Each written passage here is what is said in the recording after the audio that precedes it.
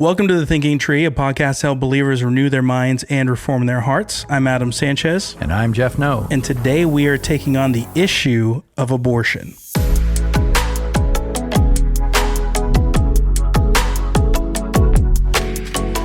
All right, as we continue our series talking about political issues of our day, there perhaps is no bigger issue than this one. Yeah, this one's this is the giant of them all, probably for Christians. It should be, at least. It should be, Yes. and yet we have found in our time, even in this last election cycle, that it seems to be waning. Yes. In terms of Christian support. Yes. And that is concerning. It is concerning. Even though the Dobbs decision overturned Roe v. Wade, which was an interesting development in our country, it then became even more controversial because now we're talking about states versus federal, and it got kind of muddled. I'm not sure Christians even know where we stand right now. So that's a great point. Yeah. So to that end, yes, our question for today is, how should Christians think about and respond to the issue of abortion? Mm-hmm. What once was such a clear issue of immorality and sinfulness has now federally right. has became, as of you mentioned, Roe versus Wade in 1973, became a national allowance that then confused the nature of what abortion is and even the best ways to deal with very difficult issues, very difficult issues of raising children and family. A lot of things were at play. Right. Now, historically, Christians have made this a single issue. Meaning that this would be a deciding factor, the deciding factor in which party they would vote for historically. Yeah. What we find today is that is not necessarily the case for many Christians. Many Christians, we'll get into that in a second, actually. Historically, Democrats stand on one side. Republicans have stood on another, historically. Right. Not true in every case. Not every candidate. But generally speaking. And this is general, not just for the presidential elections, but also in terms of Senate races and House of Representatives, that generally the Democrat Party supports abortion and really even extending some time extreme, often, absolutely, of what is allowed in terms of even killing children up until the moment they're born, up until the moment of, they call it, viability. And some Republicans have also made allowances that have compromised the issue as well. So it's not always black and white. Not always 100 black and white. Right. Generally, Republicans have stood on the side of a right to life. And the platforms have usually laid that out pretty clearly. As part of their purpose with even propaganda when it comes to gaining support. So that's kind of the history. It's been a divisive issue associated with women's rights. This goes back to why it even became a law, a constitutional right, supposedly, in 1973. And it was on the heels of a women's rights movement, which is on the heels of the civil rights movement. Right. And so, you see those things kind of flow into each other. Now, for the secular person, they just view this simply through this lens of a woman's or person, right? Not even a woman anymore, a person's right to choose. There's even this new term called just bodily autonomy, that I should be able to do whatever I want with me and no one should ask any questions, I think is what the vice presidential candidate currently, not the vice president, but her candidate, said is don't ask, basically. Which I do remember another older thing of don't ask, don't tell, but we can get into that when the issue calls for it.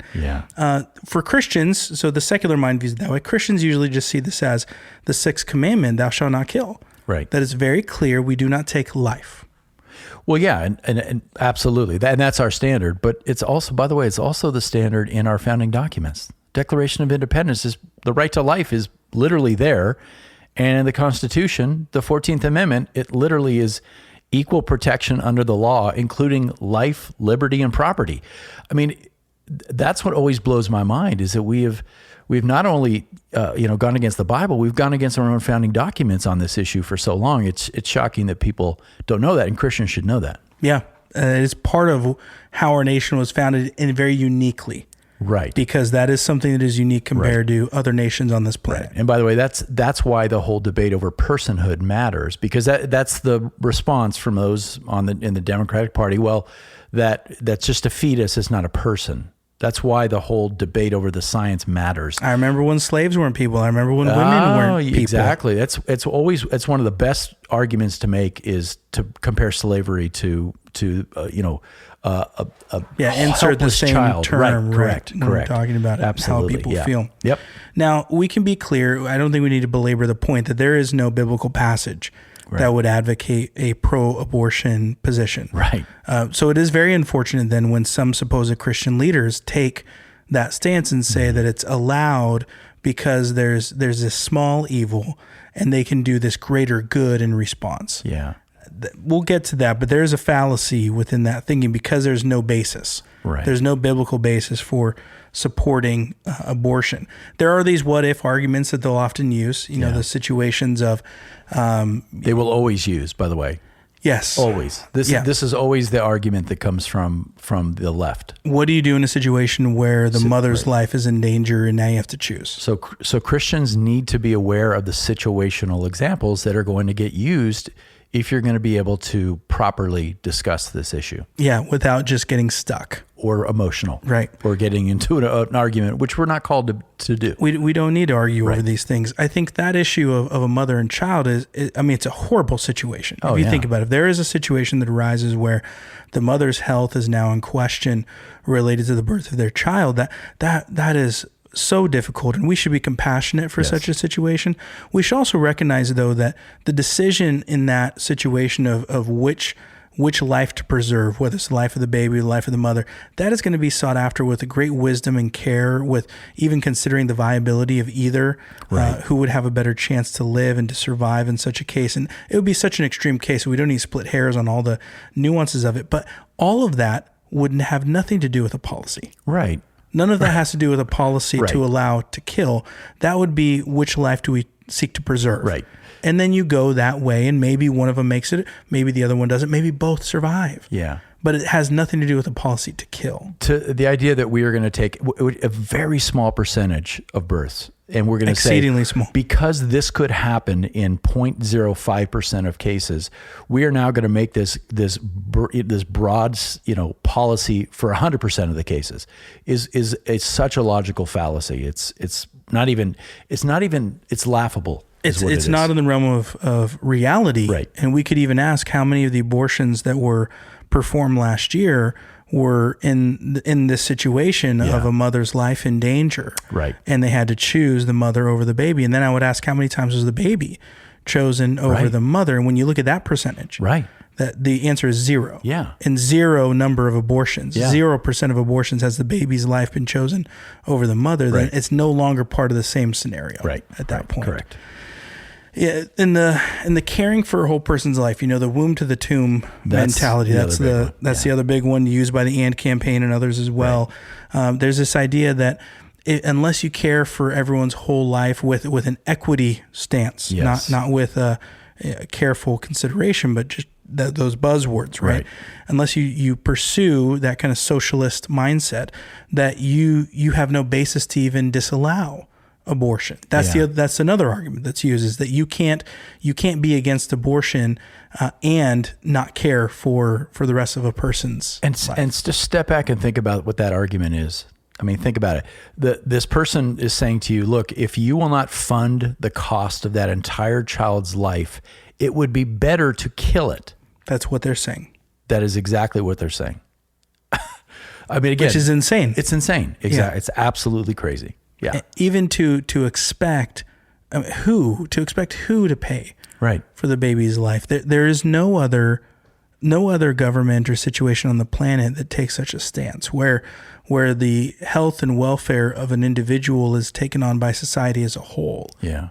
So that idea is really flawed to begin with. For sure. There's no government that does it. There's no people group that does it. When we think about caring for the whole life of a person, we would say yes and amen. Mm-hmm. We should care for the whole life of a person. As believers, we do. You and I do. We care for people from the womb to the tomb. There's no issue with that term. It's an issue when it's used to divide on the abortion issue. To say, well, you only care when it's a baby's life, but you don't care when they're older. And I would say, no, I have receipts. I can show you the evidence of caring for people after they're born and caring for them in really hard situations. And our church does a phenomenal job. I think our care team is a huge blessing to so many, not just in those who are in the birth years, but even those who are older, and caring for our senior saints as well. Because as believers, we care for people. Yeah. Period. Whether they're in the womb or whether they're older saints or anywhere in between, we care for people. Yeah. But the argument's always to government.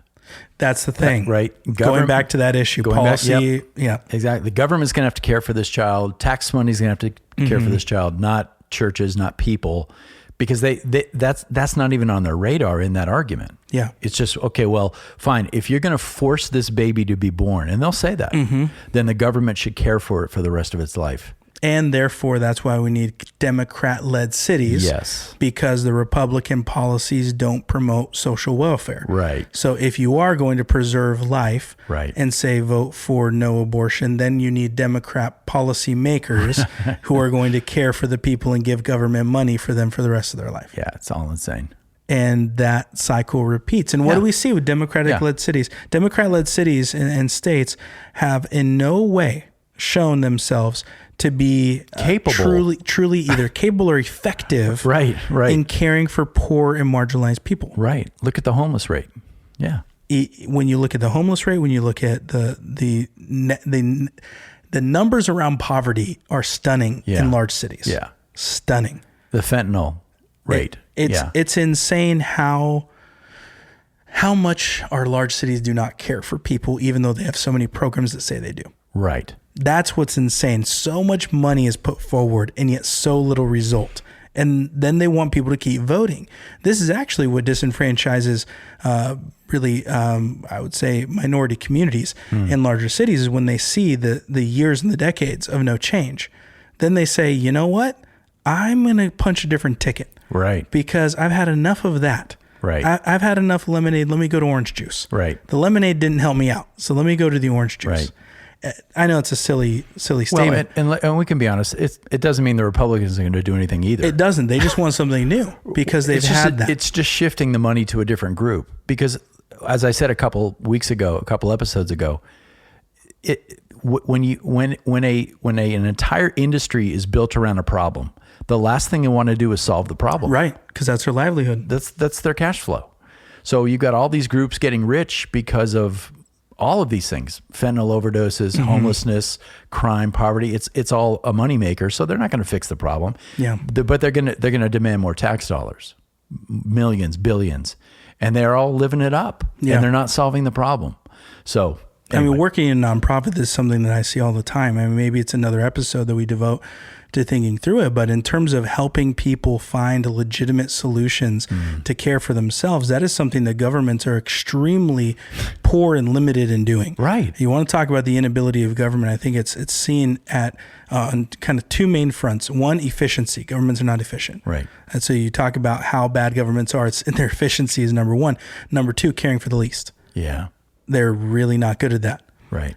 What is a church supposed to do? Care for the least. Right. Well, how do you, we know this from pastoral ministry. How do you walk somebody through an addiction or through a deeply seated problem in their heart? It takes constant care. Well, you just mentioned the word walk. You walk with them. You walk with them. Right. That's not an instant all the moment. time. Government can't do it. That's not throwing money at somebody. That's not throwing a program at them. Right. And here's the hardest part. With that, we know that it requires heart change. Yeah. And that heart change doesn't come with our ability. It comes by God, but God often uses us as his people to bring about that the scales falling off the eyes and the soft heart that comes. So the problems are never going to be solved with earthly means. Right. The problems can only be solved by means that are outside of us. Yeah. And truly God changing hearts and the God making ways.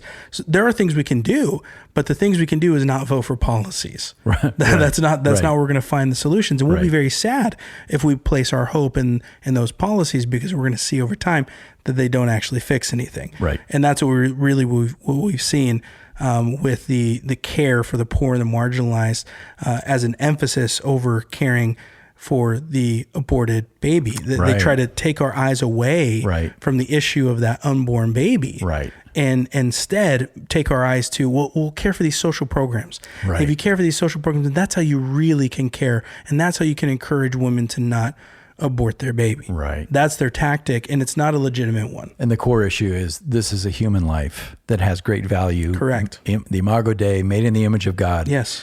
And must be protected. Amen. Must and be. We learn that from Genesis 1. Right. That's what you just mentioned right there. 3 chapters later, Yeah. we have some of the most heinous things occur. The first murder. Right. Cain kills his brother Abel, and then just a few verses later, there's this man named Lamech. Right. And he's boasting about his murderous heart, how quick he is to kill a man for striking him, for speaking poorly of him. Yeah. How quick he is to kill a young man. Now, the rationale for those murderous hearts of Cain and Lamech, that was anger. And maybe we don't think of abortion as only in that realm, but think about another one, self-preservation. Yeah. Now, that argument is often used Right. as a rationale Right. for abortion. Another one is a fallen countenance. That's what Cain had. Today, we might call that depression. We might call that discouragement. Right. That's also a word that would be used in the rationale for abortion today. And then Lamech talked about vengeance as well. I don't know if that's a direct comparison today, but I note those things because I don't think that that's so disconnected from the heart of a desire to abort a baby today. Before we go to those extreme examples of that are really intense, just think for a moment about the phrase "my body, my choice." Mm-hmm. It really is about what a person desires, Right. what they want for themselves, that they recognize with a baby, that a woman could see life is going to be more difficult with children, that there are going to be fewer opportunities for her to generate income, fewer opportunities for her to pursue the things that she wants, preference-wise. Right. There are going to be the burdens and the cost of childcare. She's Yeah. going to be dependent upon somebody else. Part of this is what we recognize as God's design for the family, where the woman carries the baby on purpose, Right. and the man is to provide for his wife and for his children. Right. Now, we know that we live in a broken world where that doesn't happen. That doesn't work the right way. That doesn't mean God's way isn't good. Right. Just because our ways are broken doesn't mean God's ways are bad. Right. We do need to make that distinction because oftentimes the secular world will try to back us into a corner and say, well, you just need to solve this other problem. It's like, well, the problem's deeper. The problem is far deeper than you think. The problem is not just fatherlessness. Yeah. The problem is not just that there's no economic opportunity for a single woman. The problem is the nature of sin. And that's something the government can never solve. Correct. So as they look at that, they're looking at a problem that they can't address.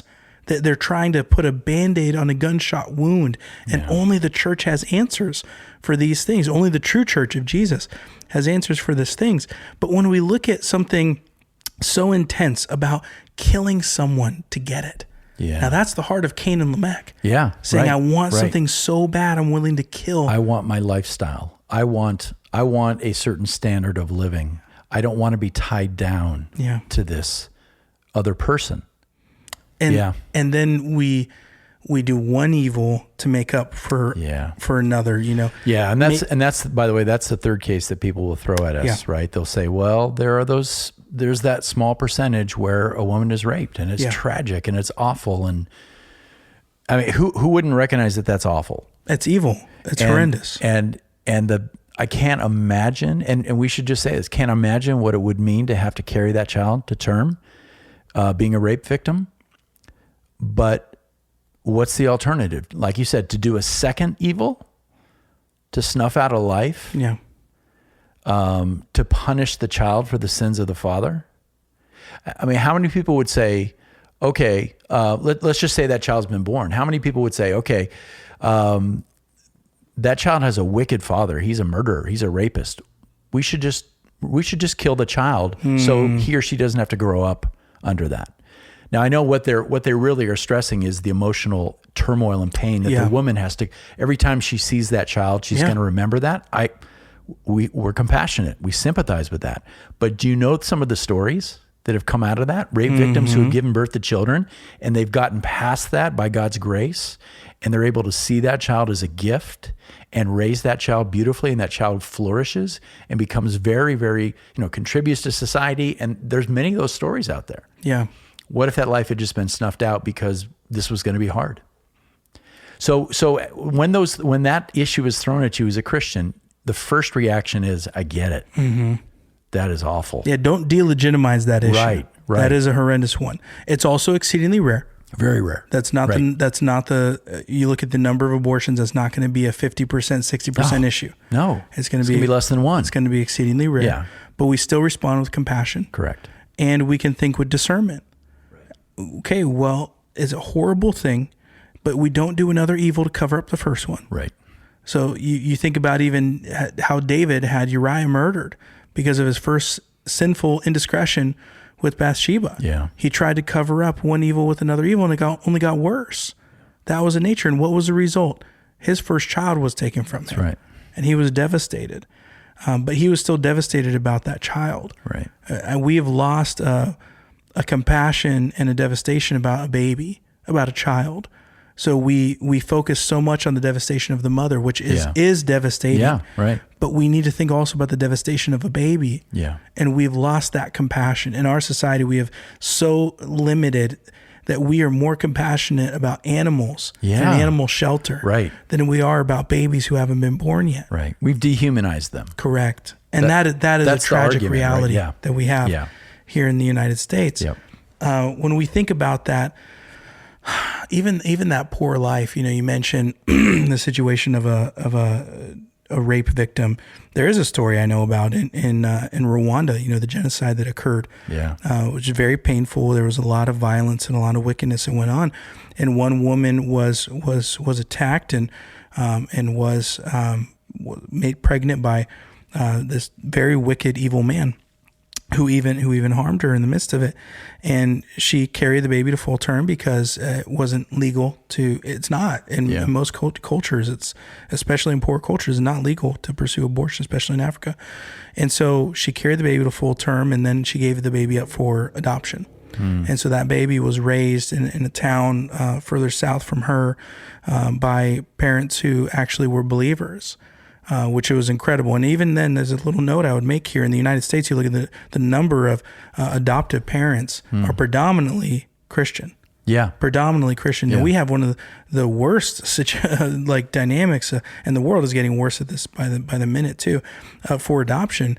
We as Christians should be willing to adopt. Doesn't mean everyone is going to have the means, but Christians do have the proclivity to adopt. We're like 80%, I think, compassion of the adoption rate in the United States. But our adoption process is very bad in the United States. Right. Not only is the foster system bad, but exactly, government. Yeah. And so there's not a clean way, an easy way to go from a baby who is not wanted to a family who wants to and can afford, because our adoption process is very expensive because people stand and make money in the middle, rather than saying, hey, you have the financial means to care for this baby, because the family that baby came from didn't have the financial means, and now this other does, but now they lose 20 grand, 30 grand, 40 grand because they had to pay all these process fees. Anyways, there's a lot of issues in that. But going back to the story of Rwanda, this young man, he grows up and under this Christian household, he gets saved and he becomes a believer, and now he wants to serve the Lord.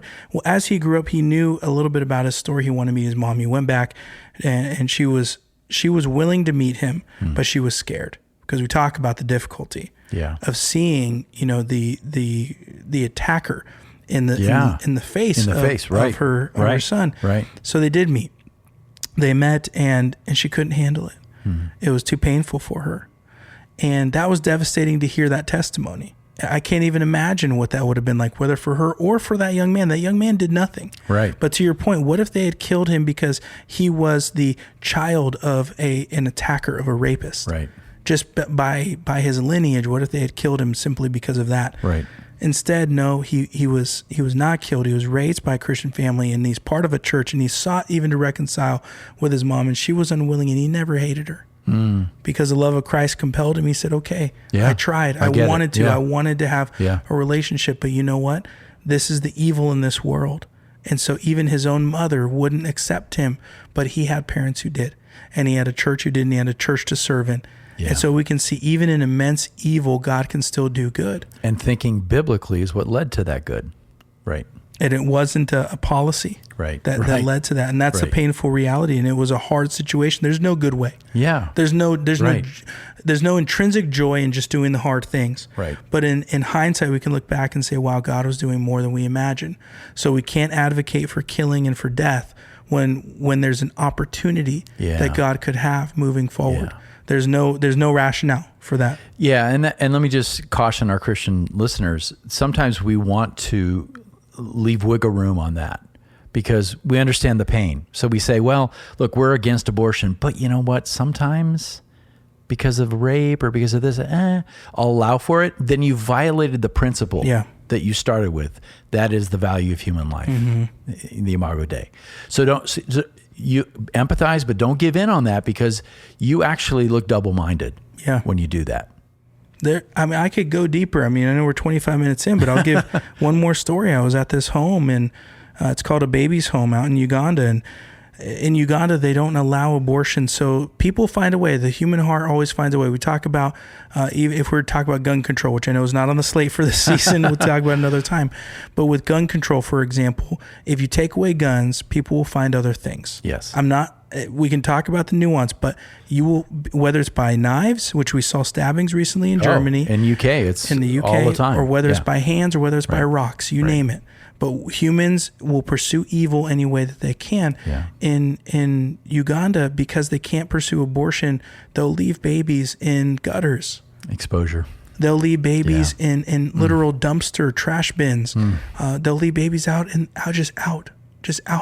the middle of a field and expect that some animal will come and take care of that baby. Wow. Not take care of them to love them. No, right. But to end their life. Yeah. That's the nature of life. And in Uganda, life is very cheap. Now, to God, it's not. To God, life is immensely valuable. It's, in fact, the most valuable. Yeah. Of all the things on this earth, human life is the most valuable, and we treat it so cheap. As you mentioned, we devalue human life. We emphasize even animals or even the trees over humans. Right. But this home exists to rescue babies. The admission, how do you get in, is by not having anyone to care for you. Is being abandoned. That's the admission. Could you imagine? Like we're used to admission being, something we strive for, right? You want to earn the grades. I want to get admitted, so I'm going to look at all these qualifications. The qualification to enter into this home is having no one to care for you. It's truly being abandoned, truly being an orphan, as the Bible even describes. What's so beautiful about that home, though, is that these kids are given an opportunity. They're given an opportunity that the kids who aren't rescued don't get. The home can only support like 30 kids at a time. It's not hundreds. It's 30. And it's sadly one of the least supported ministries because people don't see it. You don't see babies and infants. But the goal of this ministry is to see that child go with a loving family, whether that's maybe somehow a related family, which sadly it's not. Mostly it's to a Christian family in the church. Yeah. Christian family in the church who says, we can take on this child, we can care for them, we can raise them as our own. And they care for them. Sometimes they need to go to an orphan home, but here's what I noted when I was there. And I've been to this home several times. I was with a couple of godly men. One is a pastor in the area. One was actually rescued off of the streets when he was 8 years old. And so he lived as an orphan, as a street kid, and was rescued by the same ministry. Grew up in the orphan home. Both men, at one point, we were, with our people, our travelers, and holding babies and hanging out with them and little toddlers as well. And I looked around, and I didn't see the guys. I'm like, where'd they go? And then I hear them talking, and they were downstairs. So I went downstairs to go see them, and they were downstairs ironing clothes. And I said, brothers, why are you down here? And they looked at me with just red eyes, saying, it is so hard to be here. These are men who are tough. one of them grew up on the streets selling scrap metal, sniffing glue, all the things. He said, it's so hard to be here because we have, they each have their own wife, they each have their own kids, and they're both believers following the Lord. They said, it's so hard because we can't imagine what would bring a woman to do this. And we see those kids and our heart breaks because we see our kids in them. Now, the pastor, he said, I need to bring my kids back next month because I bring them here to play with the other kids a couple of times a year, just so that they see that there are other kids who don't have anything and we can love and care for them, even just bring a slight little bright spot in their week by coming in. Yeah. We see this devastation everywhere. I only bring the story not to say like this. The argument is from experience. The argument's from God's word. Right. Why we value life. What I'm highlighting is that this is an issue all around the world. Valuing human life is an issue all around the world, and it's devastating when we see life being taken. And sometimes we turn a blind eye to the wickedness that's happening. But when we see it, sometimes it is painful to look at. And that's why I give the testimony to the men. Sometimes it's painful to see, and you see, I just need to take a minute. I need to take a minute, and this is a lot for me to take in because it's very heavy and it's very hard. Yeah. But then make straight paths for your feet. That's what Hebrews tells us. Lift your drooping knees and walk forward faithfully. That's our goal. When we see these very difficult issues, and maybe we have friends and family who may just be totally lost in their thinking about this issue. Let's not just be silent. Let's not just walk away, Right. but let's look at the evil in the face Right. and try to address it God's way. Wow. Yeah, that's a lot. I know I had none of that in my notes. We didn't talk about any of this, but real quickly here on my end, and then I just want to hear some of your thoughts about how you would encourage believers to step forward in terms of thinking about policy. Just real briefly, this has been a single issue in terms of voting. This has been a very divisive issue that has forced people to vote. Traditionally, Christians, evangelicals vote Republicans and otherwise. Recently, we've had some supposed Christian leaders, and I would even say a false teacher. David French, for example, he wrote on, I think it was the New Yorker and other places, advocating that Christians should make other issues more important than abortion, even using we can talk about this maybe another time, but using an ill worded encouragement from John Piper about morality and the issue of morality of a personhood compared to the morality of policies. Right. And that's part of our discussion. I think we're going to take on the Christian celebrity cult, the cult of personality later on this season as well. But with that, he's advocating that we as Christians don't make abortion a single issue. That's what he's advocating. He's actually advocating that it should be a non-issue. That's the really shocking. That's the really sad thing. There are very few people in any political sphere or even leadership sphere that are advocating for very clear positions on this. Yeah. I think we count on one hand some of the ones we even recognize. Yeah. Yeah. And so, that brings me back to what I've talked about in previous episodes. When you hear Christian leaders, it's rare that you're going to hear what you just said from David French, that Christian leader would come out and say, it's not a big deal.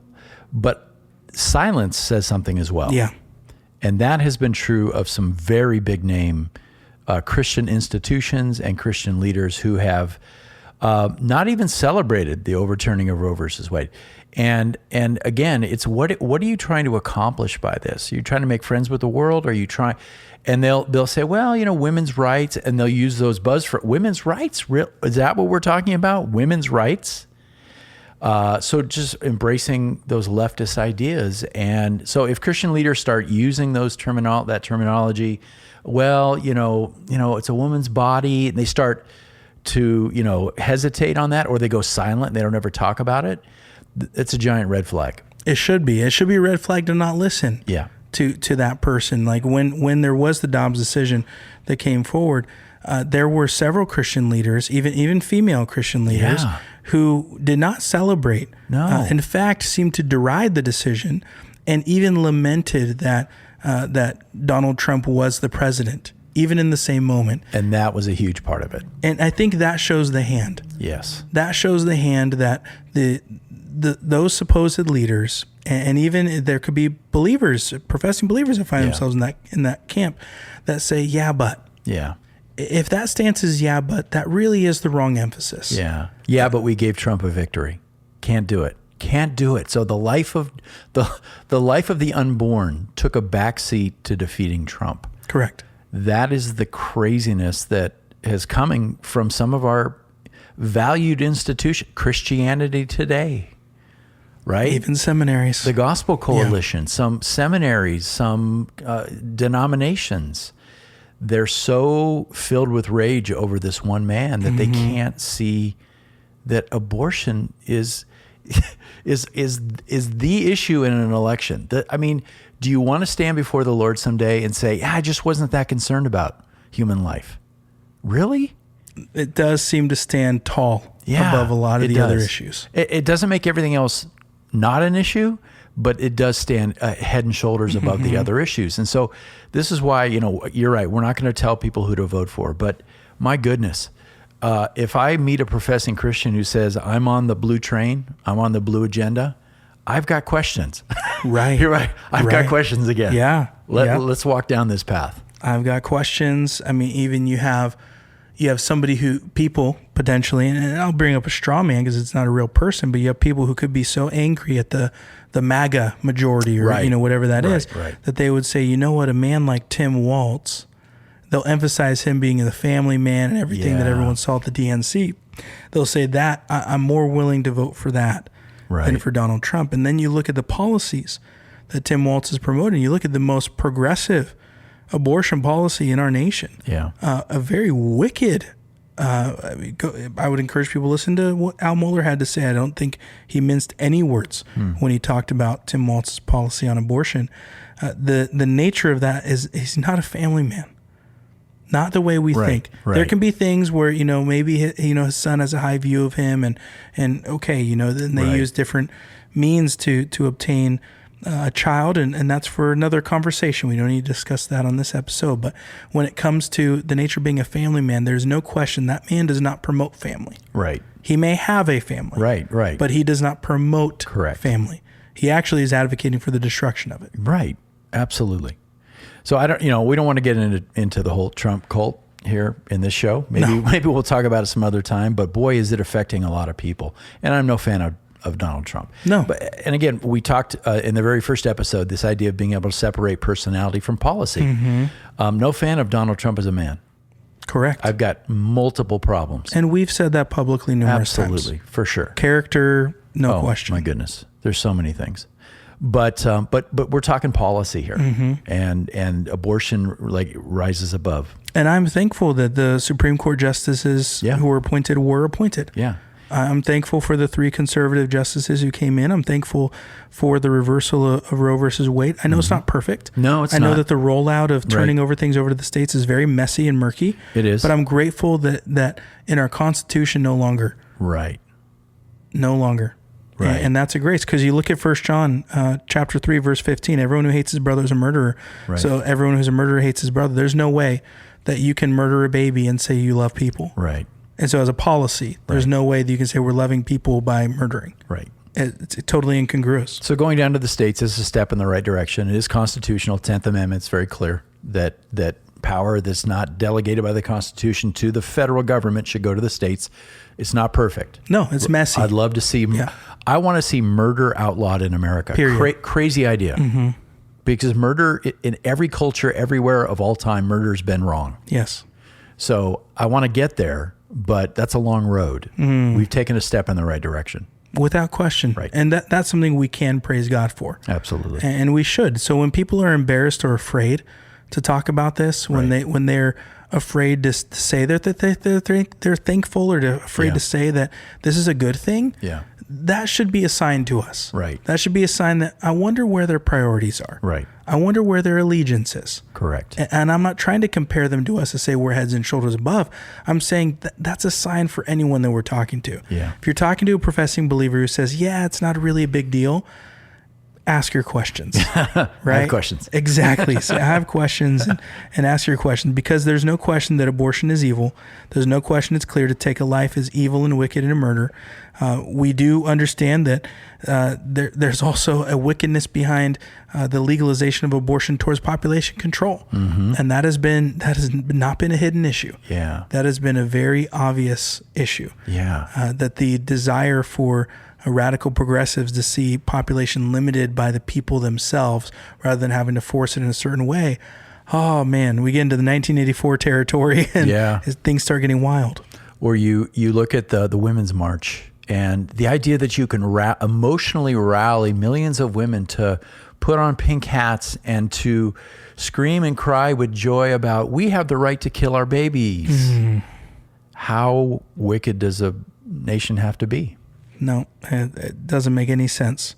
I mean, we could laugh about some of the things of, well, how can you even know if you're a woman, if there's no definition, because one of the justices, when asked the question, couldn't answer that. And so there's such insanity around the issue. And as Christians, we need to see that. We need to see that there's insanity. We need to see that there's people who are not in their right mind because their minds are darkened. Right. Truly, their minds are darkened. Right. So let's be light. Amen. Let's be light and a voice of reason to help people see the insanity, to help them see the upside down world that they live in. Let's not become radicalized and sensationalize ourselves, but let's be very clear on what is light and what is darkness. Amen. Another good bow tied on the discussion. Well done. Ooh, well, that was a lot. We've taken on some hard issues the last couple of episodes, and we have some more coming up.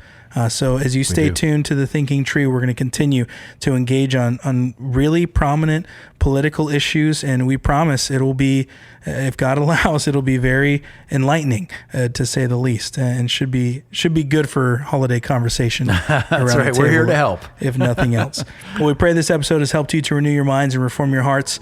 We'll see you next time on the Thinking Tree.